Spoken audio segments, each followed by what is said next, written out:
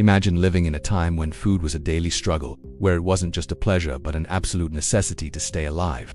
In the Middle Ages, peasants didn't have the luxury of a supermarket a few steps away or the variety of food we enjoy today. Instead, the foundation of their diet rested on something simple, yet incredibly powerful: grains and roots. These foods were the unsung heroes of medieval survival. Grains like oats, rye, and barley, along with roots such as turnips, carrots, and potatoes, formed the backbone of daily meals. But what makes these foods so essential for peasant survival? First, it's important to understand that during the Middle Ages, peasants were largely dependent on what they could grow and store. Grains, grown in dry fields without modern irrigation techniques, were resilient. They thrived where other crops couldn't. Rye, for example, was a popular choice because it could withstand harsh weather and poor soil, offering peasants a consistent source of carbohydrates essential for the hard labor they faced every day. Roots, on the other hand, were equally valuable. Not only did they provide a simple, nutritious meal, but they could also be stored for long periods. During the winter, when fresh food was scarce, roots like turnips and carrots became crucial to keep peasants fed. In a time without refrigeration, these roots kept well in simple storage conditions, like cool cellars or caves, where they could last for months. Additionally, grains and roots were highly versatile. While rye bread became the main meal, roots were cooked into soups or stews, and grains were turned into porridge or thick broths. Nothing was wasted. Every part of the food was used to the fullest, creating meals that not only fed but sustained peasants in their daily battles with hunger and the hardships of medieval life. And here lies the secret.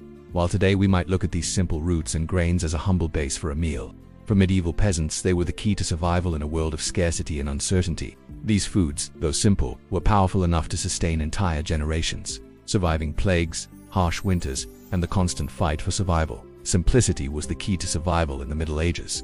Unlike today, where we see complexity and variety in our meals, medieval peasants had to maximize the nutritional value and quantity of every meal. Grains and roots were the main ingredients of their diet, and with these basic foods, they were able to create culinary miracles. The magic lay in the way these simple ingredients were transformed. Pottage, for example, wasn't just a soup, but a strategic meal. By adding simple ingredients like onions, garlic, local herbs, and whatever else was found, peasants could turn what could be a basic dish into something hearty and nutritious. The stretching technique was essential, and nothing was wasted.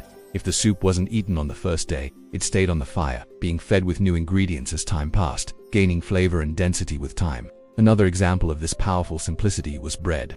Although rye bread was dense and lacked the softness we know today, it was a constant source of calories and energy. The trick was in how the bread was baked, often in communal ovens or directly over fire, and in the way it was eaten. By the end of each week, the bread became hard, but that was the perfect time to dip it into pottage or ale, turning it into a near magical meal that could sustain a laborer for hours of hard work. The beauty of simplicity in medieval food is that, even without sophisticated ingredients or modern techniques, peasants created foods that were true sources of energy and sustenance.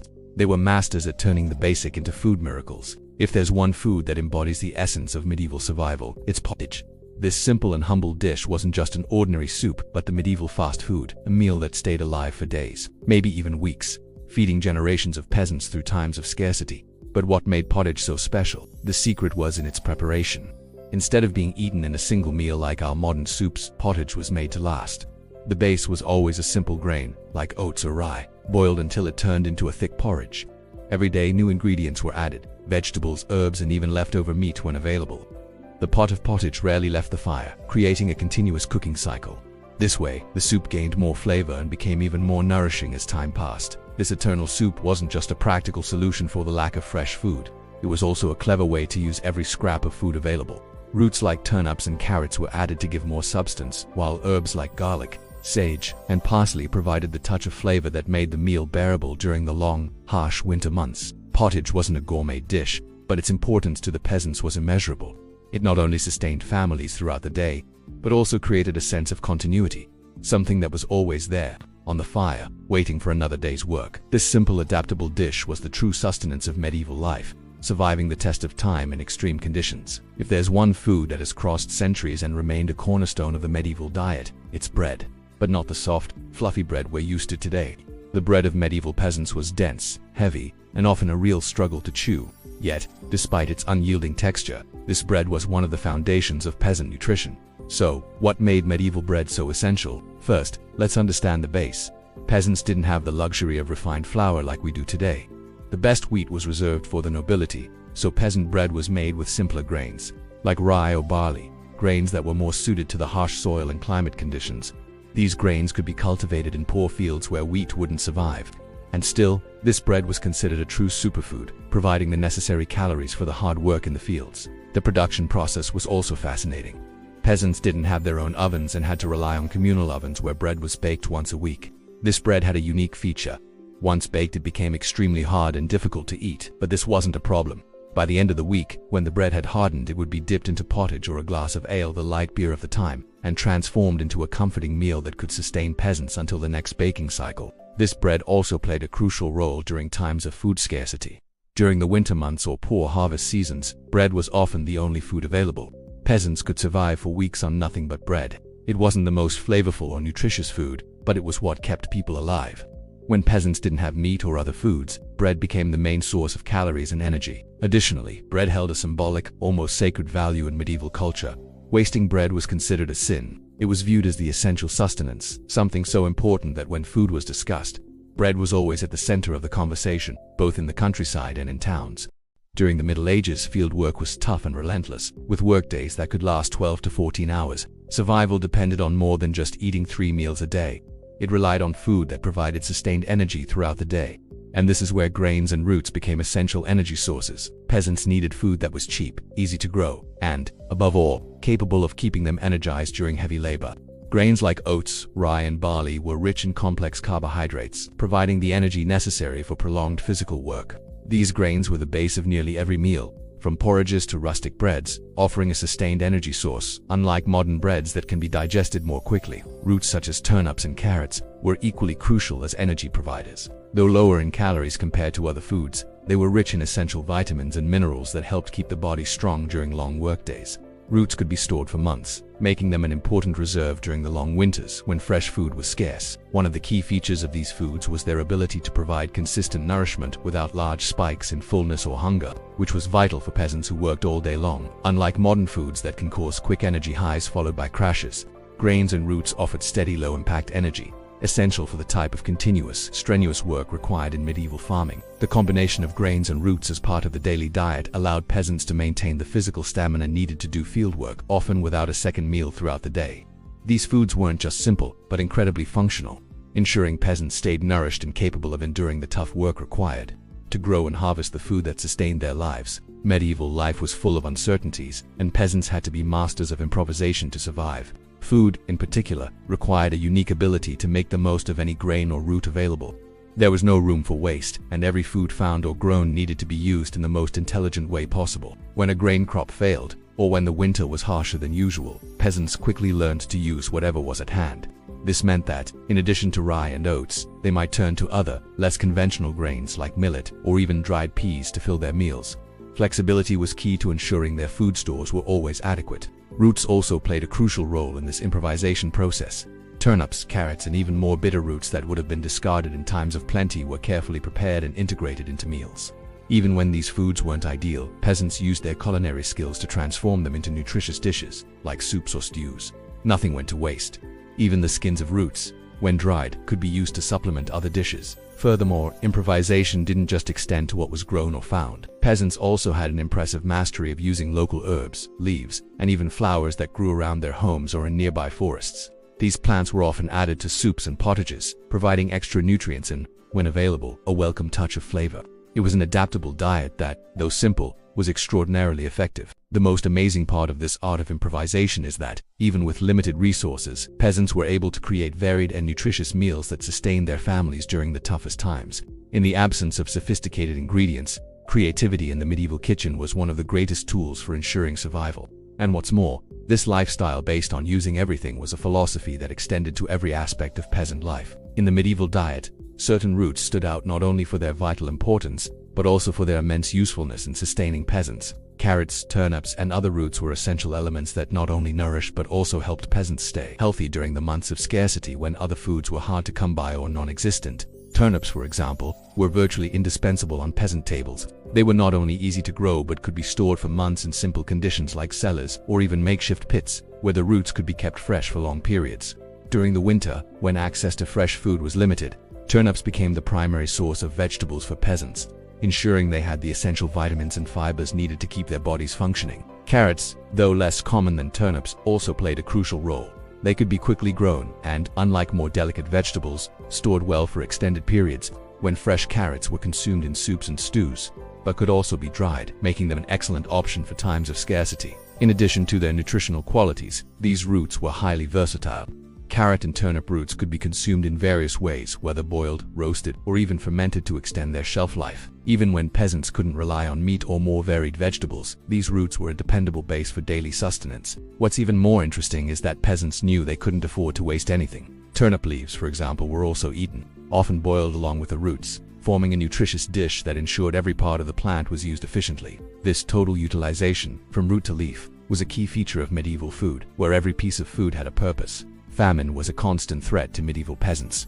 With crops dependent on the seasons and weather conditions, many years were marked by food scarcity, whether from droughts, pests, or harsh winters. During these periods, when fresh food became nearly non-existent and reserves of meat and vegetables ran out, grains and roots became the last resources for survival. Grains like rye and oats, which were already a staple of the daily diet, became even more critical during famines. It was not uncommon for peasants to turn to a nearly exclusive diet of porridges, hard breads, and grain-based soups when other foods were in short supply. These simple foods provided the necessary sustenance to stave off death from malnutrition. Rye in particular was hardy and capable of surviving even in challenging weather conditions, making it a mainstay during times of scarcity. Roots, on the other hand, were equally indispensable during these critical times.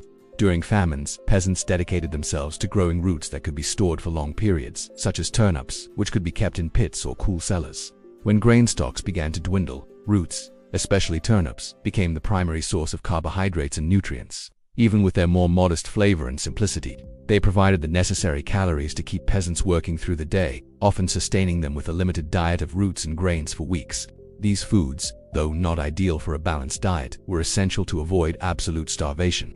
They represented the last line of defense against death by hunger, and even when peasants could no longer consume meat or other fresh vegetables, the combination of grains and roots continued to sustain them during the hardest times in medieval history. But the resilience of grains and roots wasn't just about their durability. These plants were truly symbols of adaptation and survival during times of extreme need. They continued to be grown and consumed even when food reserves were growing dangerously low, and their seeds were carefully preserved so that, in the following year, the battle against hunger could begin again. In the lives of medieval peasants, food waste was unthinkable. Every piece of food had significant value, and everything, from grain to root, was fully utilized. In a time when scarcity was a constant reality and survival was always at stake, peasants developed a unique wisdom based on the principle of waste not, want not. Grains like rye and oats, for instance, were not just used in their most common forms like bread and porridge. The husks of grains left over after milling, often discarded in other cultures, were carefully collected and used to feed animals or even as a supplement in soups and pottages, increasing the volume of meals and ensuring that nothing went to waste. In some cases, peasants also used the leftover grains to make beer or ale, utilizing the fermentation remains to feed livestock. Roots, too, were explored to their fullest. In addition to being consumed in various ways, boiled, roasted, or mixed into soups, their leaves played an important role in the diet. Turnip leaves, for example, were as valuable as the roots, and peasants used them to their fullest, cooking them alongside the roots or even using them to make medicinal teas. There was no waste. Everything the plant offered was used, either for direct consumption or to complement other recipes. The concept of full utilization extended to the use of local herbs as well. Herbs like rosemary, sage, and parsley were cultivated around homes and were used not only as seasonings, but also in homemade remedies and medicinal practices. Additionally, many peasants, especially during times of scarcity, grew their own gardens and herbs to ensure that even in difficult times, they had something to enrich their meals. Fruit and vegetable peels, often discarded today, were equally utilized to make broths or even dried for later use. This commitment to using every grain and root reflects the deep practical wisdom of peasants who, even in the harshest conditions, managed to turn what would be considered leftovers into essential food. This waste-not philosophy was also a way to protect against scarcity, as ensuring every scrap of food was used meant a greater chance of survival during times of crisis. Medieval peasants may have lived in difficult times, but the knowledge they acquired about growing and using grains and roots has a lasting legacy that still influences how we eat today. While modern food has changed significantly over time, the foundation of many of our most common foods, such as bread, cereals, and even the vegetables we consume, has deep roots in the wisdom of medieval peasants. The grains that peasants used, like rye, oats, and barley, are still fundamental to many cultures around the world. These grains continue to be consumed in various forms, whether as porridges, breads, or cereals, and continue to provide the essential energy that ensured the survival of past generations.